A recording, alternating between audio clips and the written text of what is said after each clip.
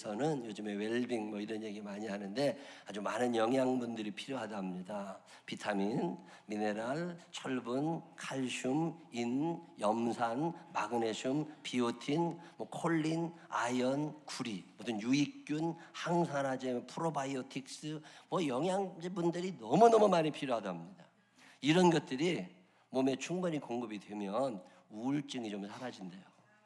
항산화 작용도 일어나고 항생제 역할도 해주고 혈압에도 도움이 되고 소화기관이나 각종 면역력 증가에도 대단히 도움이 된답니다.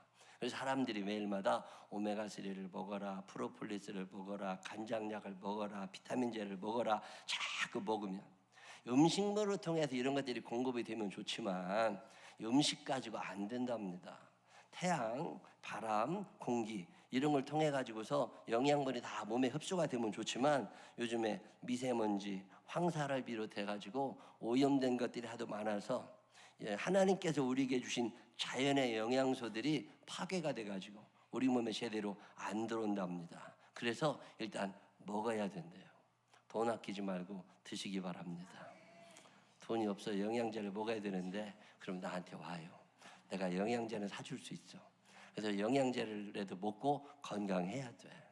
옆 사람 손을 꼭 붙잡고 인사합니다. 영양제 꼭 먹어. 내가 사줄게. 시작. 영양제 꼭 먹어. 내가 사줄 테니까. 여러분 영양제 안 먹으면 안 돼요. 영양제를 먹어야 사람이 건강하다니까. 육신을 위해서 우리가 영양제를 꼭 먹어야 되는 것처럼 건강한 영적 생활을 위해서도 우리가 영양분을 공급해야 됩니다. 우리를 사랑하시는 하나님께서는 우리들이 건강한 신앙생활을 하라고 아주 많은 영양제들을 우리 곁에 두신 거예요. 그래서 올 2019년에 그동안 내가 몇 가지 영양제를 여러분에게 소개해드렸나 하고 따져봤더니 21개를 해드렸더라고. 기억이나 나세요? 뭐 기억나는 거 있어요? 뭐 기대를 하지는 않아요. 뭐 말씀을 들으면 잊어버리는 게 말씀이요. 그래야 또 매주 내가 똑같은 얘기 하니까 가만히 생각을 해보니까 나도 설교를 참 많이 들었는데 기억나는 게 없더라고. 제가 얼마나 말씀을 잘 안 들었는지 제가 일부 예배 드리다 보면요 중학생들이 와 예배 드리거든요. 일부 예배 때 참 기특해요. 저는 중학교 때 우리 교회는 부목사님이 설교를 하셨었는데 우리 학생 예배 때 예배 드리는 도중에 혼났다니까. 하도 떠들어가지고. 제가 대학교 다니고 전도사 할 때 전도사니까 맨 앞자리에 앉아가지고 예배 드리는데 참 졸았어요. 어마어마하게 졸아가지고 그때 내가 요즘에 생각해보면 그때 우리 교회 담임 목사님이 속이 참 좋으신 분이야. 매주마다 앞에 가서 조는데 그냥 두니까 내가 그래서 그러나 맨 앞에 있는 박진우 전도사가 그렇게 잘 졸아. 예배 때마다 졸아. 그래서 이게 신문대로 거둔다는 게 이런 건가 보다. 그래서 내가 지난번에 돈 10만 원 줬다니까 가서 갈비탕이라도 먹고 기운 내도 졸지 말라고. 제가요 조는 사람을 위해서 뭔 선물을 줄까 그러다가 커피를 갖다가 캔커피를 따놓고 있다가 하나씩 던져줄까 그러다가 갑자기 커피보다는 냉수가 좋겠다. 그래서 냉수 먹고 속 좀 치리라고 그래서 여기다가 조그마한 요만한 잔뜩 사다 놨어요. 내가 도중에 예배 드리는 도중에 이렇게 나오라 그래서 물 주거들랑 좋은 사람인 줄 알건데 이게 뭔 말씀을 전하고서 알면 좋지만 다 잊어버려요. 그래서 건강하진 않은 거예요. 자, 21개나 되는데 뭐가 기억이 나세요? 자, 존경심이라는 게 있어요. 누군가를 존경할 줄 아는 사람들은 영적 생활이 괜찮습니다. 근데 누구를 자꾸 끌어내리는 사람들은 영성 생활이 제대로 되질 않아요. 감사할 줄 아는 사람들.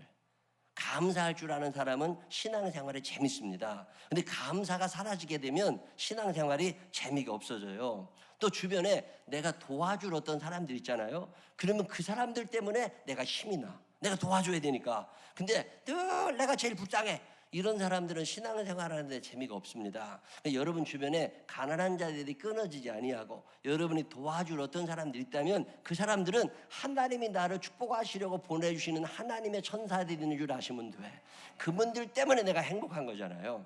기도한다고 하는 거, 예배를 드릴 줄 안다는 거, 성경을 읽을 수 있다는 거 얼마나 감사해요. 동심, 이 하나님이 우리에게 주는 영양제입니다. 나이가 들수록 점점 마음이 조금 안 좋아질 때가 있잖아요. 동심을 잃지 않는다는 거, 이거 하나님이 우리에게 주신 아주 중요한 영양제지요. 자기를 부인하는 삶, 또 가정의 세 가지 기능 말씀드린 적 기억나세요? 생산적 기능, 교육적 기능, 종교적 기능이 우리들에게 있어야. 자존감이 높다는 거, 내가 남을 이렇게 얽매고 살았었는데 그걸 좀 풀어주는 거, 이런 게 우리의 삶에 풍성한 영성 생활을 하게 해주는 영양제들이죠. 지난주에 말씀드렸던 어느 정도의 긴장감, 맥주 감사를 비롯한 절기들, 믿음과 순종, 하나님을 무한 신뢰하는 거, 어떤 상급에 대한 소망, 이런 것들이 전부 다 우리의 신앙생활을 풍성하게 해주는, 하나님께도 우리에게 허락하시는 영양제들입니다. 오늘도 여러분에게 영양제 하나를 소개합니다. 여러분의 일생에 힘들다는 거, 이 고난이 있게 되면 그거 원망하지 마시고 하나님이 내게 주시는 영양제인 줄 알아. 이 영양제를 잘 활용해서 영성생활 건강하게 하게 되시기를 주님의 이름으로 축원합니다. 힘들지 않은 사람이 어디 있어요? 다 힘들지. 인생은 쓰다. 쓴 게 인생이다. 인생을 살아가다 보면 반드시 쓴 일이 있습니다. 24시간에 행복한 사람 없고 1년 12달 웃으며 사는 사람 없습니다. 남들은 늘 내가 행복하다고 말하지만 나 혼자 있을 때는 힘든 사람들이 의외로 많이 있다는 걸 아셔야 돼요.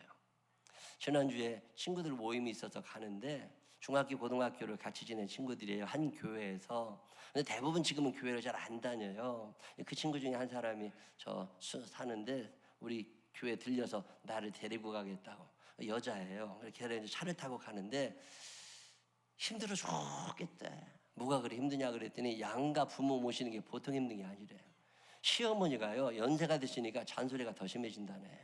그리고 연세가 드시니까 몸이 아프니까 매일 며느리를 찾는데 오라고, 이것도 해달라고 그러고 저것도 해달라고 그러고 아주 죽겠대. 시아버지 뭐라 그러지, 시어머니 일거리 늘어나지, 거기다가 요즘에 친정아버지가 아프시다네. 친정아버지가 아프시니까요, 친정아버지는 또 딸들만 찾는데, 그래가지고 딸들 셋이서 교대를 거기를 가야 되는데 순번이 정해져 있을 거 아니에요. 순번이 정해졌는데 자기 담당하는 날 자기가 못 갈 상황이 될 때가 있다는 거예요. 애가 장애가 있으니까. 그 장애를 이제 돌보다 보면 못 갈 수도 있고, 남편 심부름 해야지, 시어머니 하다 보면 친정아버지 빵꾸를 낼 때가 있다는 거예요. 그리고 친정아버지가 가까이 있는 게 아니라 2시간 반 간다네. 근데도 손부서가 돌아오면 가야 되니까 왕복 5시간 가가지고 아버지랑 같이 있다가 와야 되는데, 조금 늦거나 조금 일찍 오거나 그러면요, 언니들 구사리가 보통이 아니라는 거예요. 막내가 돼가지고 그것도 못한다고. 그러면 그 나한테 뭐라 그러냐면 그 언니가 어떤 게 권사라는 거예요. 그러면 나보고 너교회 권사들도 그러냐고 물어보더라고. 아, 형제들 간에 좀 이해도 좀 해주고 권사가 됐으면 다른 게 있어야 되지 않느냐고. 야, 권사 다른 거 아무것도 없어. 권사라고 믿음 좋은 거 아니오. 시험 보고 권사 된 사람 아무도 없어. 권사 그냥 교회 오래된 게서 권사 된 거야. 그리고 또 권사 안 시켜준다고 소갈 부려가지고서 권사 된 것들도 있어. 무언 기대를 해. 기대하지 말라고. 아, 그러면 권사라고 부르지나 말든지. 자기는요 권사가 아니고 집사도 아니기 때문에 권사님들에 대한 기대가 있다는 거예요. 자기 언니는 권사인데 자기랑 차이가 안 난대. 아, 근데 우리 교회 권사님들 얼굴이 쫙 지나가는 거야. 아, 인양반들은 집안에서 좀 인정받나. 나 때문에 시험 드는 동생들 있다는 거 아셔? 참 묘하게요, 같은 천국 가자고 그러면서 권사님들은 좀 나은 줄 안다니까 낫기는 몰라. 근데 기대가 되는데, 기대가 권사님이니까. 근데 안 봐준다네. 그래서 아주 더 힘들어 줄 것 같야. 집사가 잔소리하는 건요 들을만 하대요. 근데 권사가 잔소리하면 더 기분 나쁘다네. 우리 교회도 그런지 모르겠어. 그러면서 하는 얘기가 뭐냐면 너무 힘들어가지고요 우울증이 너무 심해졌대요.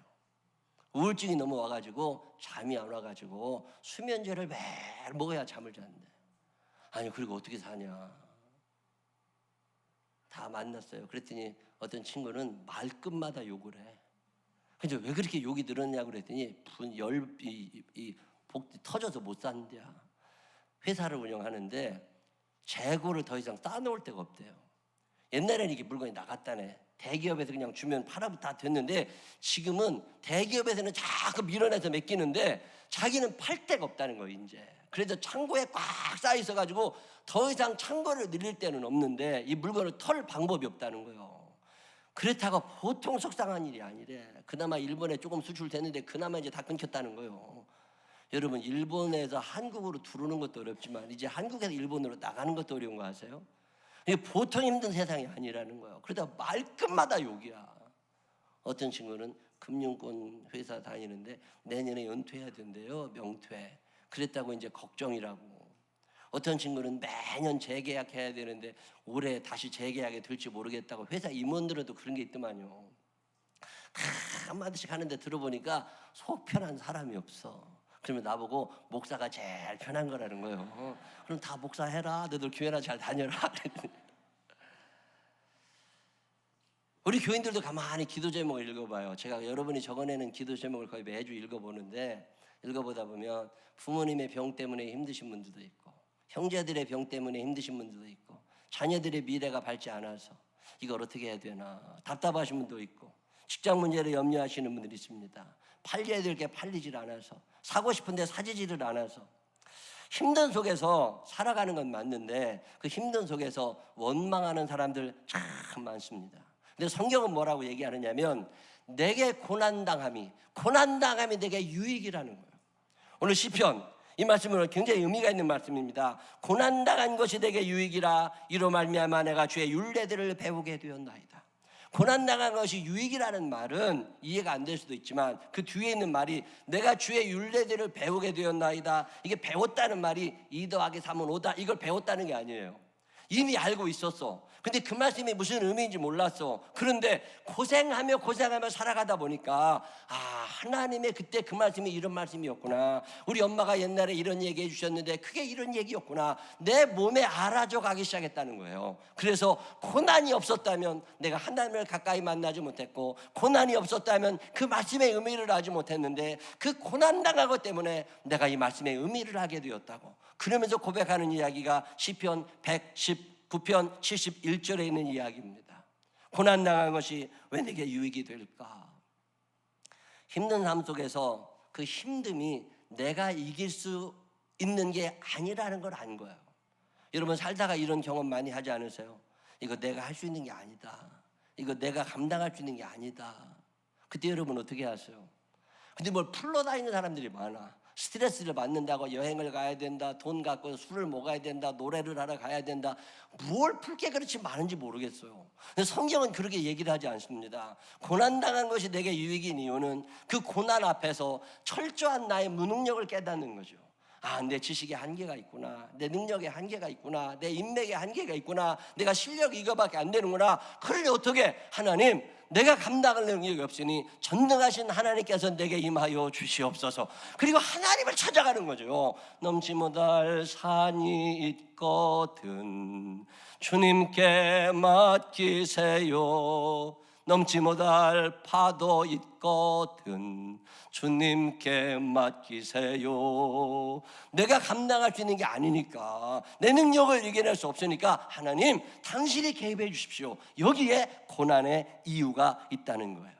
시편에 있는 기자는 뭐라고 노래합니까? 내가 산을 향하여 눈을 들리라. 나의 도움이 어디서 올까? 내 능력을 해결할 수 없는 일들 앞에서 나의 도움이 어디서 올까? 내가 산을 향하여 눈을 들리라. 왜 산을 향하여 눈을 들어요? 그 산에 예루살렘 성전이 있거든. 그 예루살렘 성전에 하나님이 계신다고 믿은 거예요. 그래서 내가 힘들수록 하나님을 향하여 눈을 들 겁니다. 나의 도움이 그분에게서만 오기 때문입니다. 그게 시편 121편이잖아요. 힘든 순간에 하나님을 찾아갈 수 있는 여러분들이 되시기를 바랍니다. 힘들다고, 고난이 왔다고 뭐 친구 만나 수다 떨어대고 술 먹어야 되고 돌아다니고 여행 다녀야 되고 누구 만나야 되고 맨날 그러고 살아가니까 그 고난이 내게 유익이 되질 않는 거예요.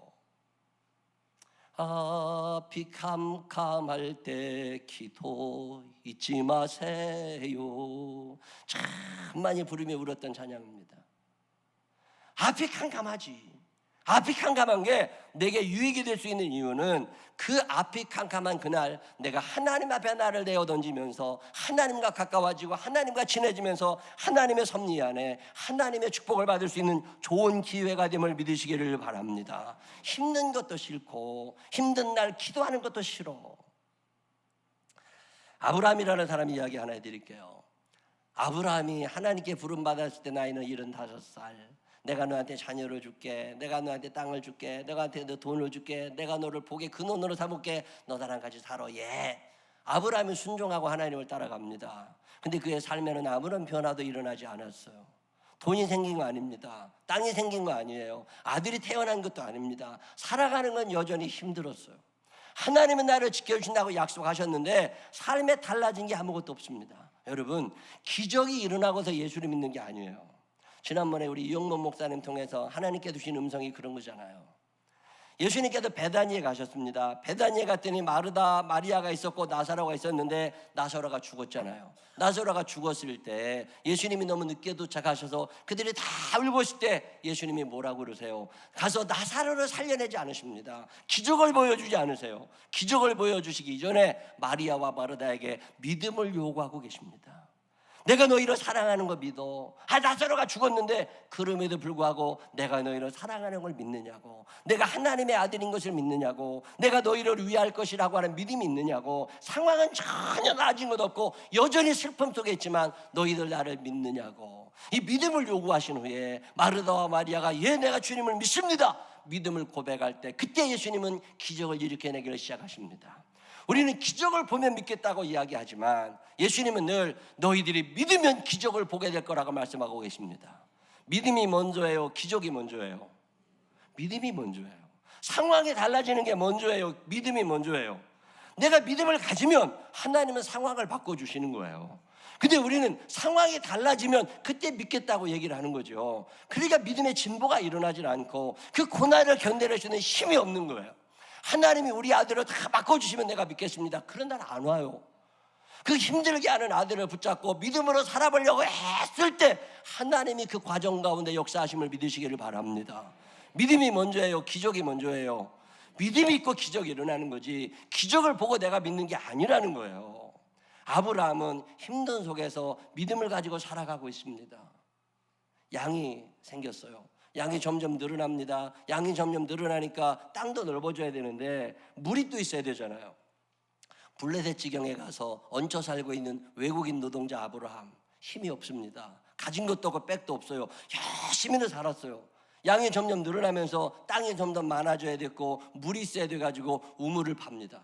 그 당시에는 물이 굉장히 중요할 때인데 블레셋 사람들이 아무리 파도 물이 잘 안 나와요. 근데 아브라함이 가서 물을 팠는데 우물이 하나 터진 거예요. 우물이 터지니까 얼마나 좋아요. 야, 이제는 살만해지겠다. 양도 먹일 수 있고 이제 농사도 지을 수 있겠다라고 기뻐하는데 블레셋 사람들이 찾아온 거죠. 그래서 그 우물을 내놓으라는 거예요. 이거 우리 땅이니까 이 우물 내놓으라는 거예요. 억울하죠. 그렇지만 힘이 없는 걸 어떻게 해요? 내가 군대가 있는 것도 아니고 저들이 군사를 데리고 와서 우물을 강제로 뺏겠다는데 뺏겨야지 어떻게 해요? 약육강식의 시대. 그래도 속상하지만 우물도 빼앗겼습니다. 우물도 빼앗기고 여기저기 밀려나가는 아브라함. 그 고난의 세월 중에 아브라함이 하나님을 배반하지 않아요. 현실적으로 달라진 건 아무것도 없지만 여전히 아브라함은 하나님을 무한 신뢰하면서 하나님이 인도하실 거야, 하나님이 오늘도 나와 함께 하셔. 그리고 믿음의 길에 서 있습니다. 그리고 세월이 10년이 지나고 20년이 지나고 25년이 지난 어느 날 상상도 하지 못했는데 90살 먹은 부인 사라가 아이를 낳게 되는 거예요. 90살 먹은 할머니가 아이를 낳으니까 그 블레셋에 있는 사람들이 신기한 듯이 쳐다보기를 시작합니다. 이게 어떻게 가능한 일이냐? 저 사람 뭔가 있는 거 아니야? 거기다가 자기들은 하지 못했던 우물이 나오고 양이 점점 새끼를 치면서 점점 소득이 늘어나고 이런 것들을 바라다 보면서 블레셋의 왕이었던 아비멜렉이 긴장하기 시작합니다. 지금은 우리 땅 옆에 조그맣게 살아가고 있는 저 아브라함이 이렇게 창대해졌는데 앞으로는 이게 역전되는 거 아니야? 이런 두려움이 생기자 군대 장관 비고를 데리고 아비멜렉이 아브라함을 찾아갑니다. 그리고 이런 이야기를 해요. 그게 창세기 21장 22절 23절입니다. 다 같이 한번 읽어보실래요? 시작. 그때가 언제예요? 그때가 언제예요? 이삭이 태어났습니다. 아브라함의 소유가 점점 많아지기 시작한 거예요. 옛날에는 참 우스웠던 종업원이었는데 이제 어느 회사의 사장이 된 거예요. 그때 아비멜렉과 시작. 아비멜렉과 그 군대장관 비골이 아브라함에게 말하 이르되 내가 무슨 일을 하든지 하나님이 너와 함께. 내가 하나님 누군지 모르지만 그 하나님 그 신이 너와 함께하는 건 틀림없다. 23절 시작. 그런즉 내 아들과 내 손자에게 거짓되이 행하지 아니하기를 이제 여기서 하나님을 가리켜 내게 맹세하라. 내가 내게 후대한 대로 너도 나와 내가 머무는 이 땅에 행할 것이니라. 아멘. 종업원이었는데 사장이 됐고 이제 동반자가 되었다는 거예요. 그럼 아비멜렉이 야 이제 내가 너 함부로 하지 않을 테니까 너도 나 함부로 하지 마. 우리 자녀들에게도 함부로 하지 마. 이런 계약을 맺자는 거예요. 자, 여러분 같으면 계약을 맺어요, 안 맺어요? 지금 당장이라도 계약을 맺어야 될 판인데 아브라함이 그렇게 하지 않습니다. 그날 아브라함이 큰 소리를 한번 칩니다. 아비멜렉을 야단칩니다. 뭐라고? 네가 과거에 우리 우물 뺏어간 거 있잖아. 그 우물 다시 내놔. 그 우물 다시 내놓으면 내가 오늘 조약 맺어. 근데 우물 안 내놓으면 이거 없었던 일로 해. 그러자 아비멜렉이 기가 죽었어요. 그러면서 이렇게 합니다. 창세기 21장 25절 다 같이 읽습니다. 시작.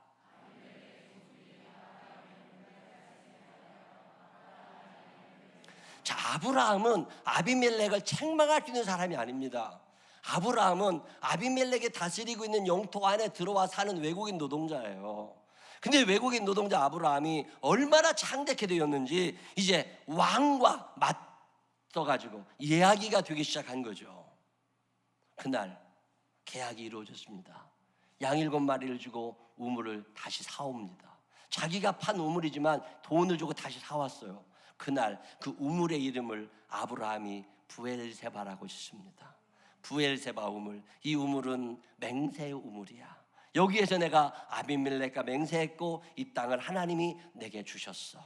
그날 부엘세바라고 하는 이름을 지어준 아브라함은 또 하나의 어마어마한 일을 합니다. 그게 뭐냐면 에셀나무를 심기 시작해요. 그게 창세기 21장 33절입니다. 제가 이 말씀을 읽다가 참 은혜를 받았던 말씀 가운데 하나예요. 다 같이 읽습니다. 시작. 아브라함은 부엘세바에 에셀나무를 심고 거기서 영원하신 여호와의 이름을 불렀으며 아멘. 이게 무슨 얘기인 줄 아세요? 밀리고 밀리며 자랐던 아브라함, 아무도 나를 돌봐주지 않는 속에서 힘든 인생을 살았던 아브라함, 상황은 달라진 게 전혀 없지만 믿음만 가지고 하나님 앞에 바로 서려고 했었던 아브라함, 이 아브라함의 삶에 25년 만에 서광이 비치기 시작하는 거예요. 우물이 하나 생긴 날, 그날 그는 에셀나무를 심고 있습니다. 여러분이 에셀나무가 뭔지 아세요? 제가 충남 예산에서 어린 시절을 보낼 때 저희 집 담이 브로크, 벽돌을 쌓아서 만든 브로크 담이었어요. 70년대죠. 70년대 초반에 저희 윗집에는 흙담이 있어요. 흙담, 진흙에다가 돌 붙여가지고 만든 흙담 보셨어요? 근데 우리 동네에 흙담도 아니고 브로크 담도 아닌 또 다른 담이 있었어요. 어떤 집은 철조망을 쳐놓은 집도 있었지만 어떤 집은 탱자나무를 심었어요. 보통 은행나무, 감나무, 사과나무 뭐 이런 나무들은 밑에 가늘게 올라갔다가 중간에서부터 잎사귀가 퍼져나갑니다. 가지가 퍼져나가. 그런 나무는 울타리로 못 씁니다. 탱자나무는 쥐똥나무처럼 밑에서부터 올라가요. 옆으로 퍼집니다. 옆으로 쭉쭉 퍼지니까 쭉쭉 올라간다고. 탱자나무 울타리집 보셨어요? 탱자나무가 울타리야. 이걸 해내면 가시가 있어서 짐승이 못 들어와요. 이사 가던 날 뒷집 아이돌이는 각시되어 놀던 나와 헤어지기 싫어서 아세요? 장독 뒤에 숨어서 하루를 울었고 그 노래 가사 중에 지나버린 어린 시절 그 어릴 적 추억은 그 다음에 뭐예요? 탱자나무 울타리에 피어오른다. 탱자나무. 그 옛날 한국 사람들이 자기 집 경계를 나타냈던 나무가 탱자나무예요. 한국 사람들이 탱자나무를 심었다면 히브리 사람들은 에셀나무를 심어요. 자, 이 에셀나무는 어떤 의미가 있느냐면 울타리예요. 아브라함은 땅 한 평 없이 살던 사람. 근데 아브라함에게 하나님이 땅을 주신 거예요. 25년 만에. 그것도 10평, 20평이 아니라 저 지평선까지, 그 저 먼 지평선까지 에셀나무를 심어가고 있는 아브라함의 감격. 여러분이 감격을 아시겠어요? 그 고난의 세월 동안 믿음을 지키고 살았던 아브라함이 하나님의 큰 은총 속에 에셀나무를 심는 축복을 얻습니다. 만약에 고난이 없었다면 그는 이 감격을 알 수 없었을 거예요. 똑같이 여러분 이 자리에 앉아 있습니다. 여러분 똑같이 이 자리에 앉아 계시지만 같이 예배를 드리고 있어도 감격이 다릅니다. 이 예배당을 지을 때 돈이 없어도 쫓겨다니고 도망다니던 어느 날 이 지하를 파놨어요. 이 지하는 파놨는데 아시바 몇 개 묶어놓고 공사를 못하고 있던 어느 날 저녁 늦은 시간에 이곳에 와서 저 혼자서 스티로폼을 깔아놓고 얼마나 울었는지 몰라. 돈이 없는데 공사는 해야 되는데 하나님이 개입해 주시라고 며칠을 그렇게 살았어요. 저녁만 되면 이곳에 와서 스티로폼 하나 깔아놓고 거기에서 새벽에 2시, 3시까지 거기 앉아 있었어요. 그런 세월을 지내다가 이 성전이 다 마무리되고 예배를 드리던 날 제가 느꼈던 감격과 혼자 와서 그냥 우연히 와서 예배 드리는 사람과는 마음이 다른 거예요. 똑같이 에셀나무를 심지만 그날 25년 만에 땅을 가지고 나무를 심으며 감격했던 아브라함의 마음과 그저 지나가다가 에셀나무 심은 사람을 보는 사람과는 다른 거잖아요. 제가 76년도에 서울에 전화 가서 살다가 방 한 칸에 늘 쫓겨다니는 거죠. 월세 올라달라면 다른 데로 가고 다른 데로 가고, 그리고 이사를 쭉 다니던 어느 날 한 15년의 세월이 지났어요. 그동안 우리 어머님이 참 마음고생 많이 하셨습니다. 몸이 많이 약해지실 만큼 고생 참 많이 하셨어요. 없는 살림에 그래도 힘들지만 외롭지만 어렵지만 그렇다고 노래하러 다니고 풀러 다니고 여행 다니고 그런 거 아니잖아요. 그럴수록 하나님 앞에 점점 더 가까이 나가서 늦은 밤에 어쩌다 자다가 일어나 보면 우리 어머님이 안 계셔. 어디 갔나 나중에 알고 보면 성경책을 들고 교회 가서 그 밤을 새고 돌아오시는 거예요. 인생은 힘든데 의지할 곳이라고는 하나님밖에 없으니까 그 고난 나간 것이 내게 유익이 되려면 내가 이 고난 때문에 하나님께 나가야 되는 거 아니냐. 나는 능력이 없지만 하나님 능력이 있으시니까. 그리고 그렇게 하나님께 점점 가까이 나가시더니 15년쯤 지난 어느 날 땅을 조그맣게 사고 집을 짓게 됐어요. 그 서울의 종로 청원동에 집을 짓고 나서 그 집에 들어가서 첫날 밤을 자기 전에 목사님을 모시고 와서 예배를 드리는데 그렇게 우시는 거예요. 예배 시작하면서부터 끝날 때까지 우셔. 나는 그때 너무 창피한 거야. 왜 목사님도 와 계신데, 그날 부목사님도 아니고 담임 목사님이 와 계신데 왜 그렇게 우리 엄마 주책맞게 울어. 그때는 몰랐어요. 세월이 한참 지나서 창세기 21장 33절에 에셀나무를 심으면서 그렇게 감격해야만 했던 아브라함, 그날 우리 어머님은 브엘세바의 약속이 이루어진 것에 대해서 감격하신 거죠. 에셀나무를 심게 해주시는 하나님께 대하여 감사한 거죠. 나는 그 감격이 없는 거예요. 왜? 고난을 당해본 적이 없으니까. 근데 고난 당함이 내게 유익이라. 이 고난을 통하여 하나님을 알게 되었고, 이 고난을 통하여 고난 뒤에 있었던 하나님의 축복을 알게 되었고, 내가 오늘 에셀나무를 심고 있다. 여러분, 이 감격이 느껴지는 사람들은 고난 당해본 사람들이에요. 고난 나가고 힘들지만 그걸 어디다 풀어본 적이 없습니다. 혼자 꼭 가슴에 안고 있다가 주의 전에 나와 울고, 주의 전에 나와 기도하고, 주의 전에 나와 예배드리면서 하나님께 내 마음 몰아냈던 사람들, 너 예수께 조용히 나가 내 마음을 풀어놓고, 그런 사람들은 고난이 유익이 되는 거고, 어느 날 말씀을 읽어가면서 그래, 이 말씀이 내 말씀이었지. 내가 그때 그렇게 힘들었더니 지금 이제 이렇게 이 말씀이 내게 이루어졌다고 간증하게 되는구나. 이 성경에 있는 이야기들이 여러분의 이야기가 되시기를 바랍니다. 우리 교인들 가운데도 참 힘든 환경 가운데 계신 분들을 들어봅니다. 두 가지 경우가 있어요. 하나는 자기 연민에 빠집니다. 자기 사랑이 커져요. 내가 불쌍하니까, 내가 물려받은 게 없으니까, 엄마가 안 계시니까, 아버지가 안 계시니까, 우리 남편이 어쩌니까, 우리 애들이 어쩌니까 내가 너무 불쌍하다는 거예요. 그러니까 나는 돈을 써야 돼. 돈도 없는데. 나는 놀아야 돼. 나는 여행 가야 돼. 나는 잘 먹어야 돼. 나를 좀 불쌍히 여겨줘. 늘 자기중심 속에 빠져 살아. 고난 당하게 유익이 아니에요. 이런 사람들은 5년 지나나 10년 지나나 똑같아. 자기 자신이 제일 불쌍해. 나만큼 힘든 인생 사는 사람이 없어. 그냥 그렇게 살다 죽으라고 두어. 내 이런 얘기를 수도 없이 하려다가 꾹 참아. 그리고 참 안 됐다, 참 불쌍하다, 어쩌냐라고는 하지만 사실은 두들겨 패고 싶어. 힘들수록 하나님 앞에 갈 생각을 안 하고 자기가 불쌍하다는 거예요. 자기가 불쌍하다는 거예요. 안 불쌍한 사람 있으면 나와보라고 그래요. 안 힘든 사람 있으면 나와보라고 그래요. 근데 반대의 경우도 있습니다. 힘드니까 남들에게 내색하고 싶지 않아.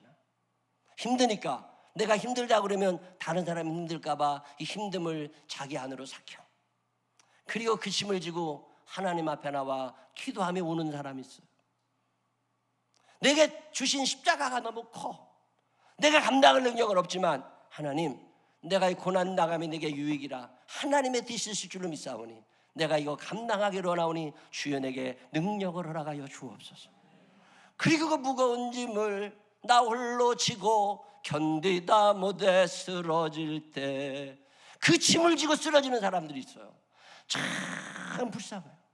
그냥 다 도와주고 싶어. 여러분 어떤 유형이세요? 십자가가 좋은 사람이 어디 있어요? 제가 옛날에 어떤 책 하나를 읽었는데 무슨 얘기가 있느냐면 십자가를 거절하지 말래. 힘든 거 좋은 사람이 어디 있다고. 근데 그 책에 무슨 얘기를 하느냐면 뭐 이런 동화 같은 책인데 십자가를 똑같이 주었는데 어떤 사람은 십자가를 지려고 애를 쓰는데 어떤 사람은 십자가가 지기 싫으니까 하나님 이거 조금만 잘라달라고. 그래서 하나님이 잘랐어. 그래서 지고 가다 보니까 가벼워졌어. 그래도 가다 보니까 그것도 또 무거워. 이거 조금만 더 잘라달라고. 그래서 좀 잘라줬어요. 조금 더 가다 보니까 다른 사람들은 질질 끌고 그 큰 십자가를 지고 가는데 이 사람은요 그게 점점 작아지는데 참 묘한 일은요 꾀가 더 나. 이거 좀 두께로 좀 얇게 해달라고. 그래가지고 점점 세월이 10년 20년 지나가는 동안 십자가가 요만해진 거예요. 그래가지고 이제 이러고 댕겨. 무거운 짐을 나 홀로 지는 게 아니오. 이거 그냥 이러고 지고 댕겨. 이렇게 귀걸이처럼 해가지고서. 그러고 다 했는데 이제 죽을 때가 됐어요. 죽을 때가 제가 천국 앞에 갔는데 천국 앞에 가려면 뭘 건너가야 돼요? 요단강을 건너가야 돼. 그 요단강 앞에 딱 왔는데 이걸 어떻게 건너냐고 그러니까 십자가를 내려놓으라고 그러더래요. 그러니까 사람들이 다 무거운 십자가를 내려놓고 거기에 딱 엎어져가지고 물을 건너가는데 이 사람은 갈 수가 없는 거야. 귀걸이만 해줘가지고서 어떻게 됐겠어요? 빠져 죽었대요 거기서. 여러분 십자가가 이유가 있어요. 그 십자가를 잘 감당한 사람들은 고난당함이 내게 유익이라. 그 유익이 될 때 이 말씀이 내 말씀이구나. 똑같은 에셀나무를 심지만 아브라함의 감격, 고난당해 본 사람만 느낄 수 있는 감격입니다. 하나님은 우리의 신앙생활을 온전하게 이루기 위해서 고난을 허락하십니다. 이 고난당할 즈음에 피할 길도 허락하시고 고난당할 즈음에 감당할 수 있도록 성령님 도와주심을 믿으시기를 바랍니다. 오늘 성경은 우리에게 말합니다. 고난을 거부하지 마라. 그 고난당함이 내게 유익이 될 거다. 그 고난 때문에 하나님 앞에 더 나아가서 하나님께 여러분의 사정을 아뢰놓고 하나님의 도움심을 기다리다 보면 아브라함처럼 25년이 걸릴 수도 있지만 반드시 에셀나무의 축복이, 부엘세바의 축복이 여러분에게 임하게 될 것을 믿으시기를 바랍니다. 기도하겠습니다. 하나님 아버지,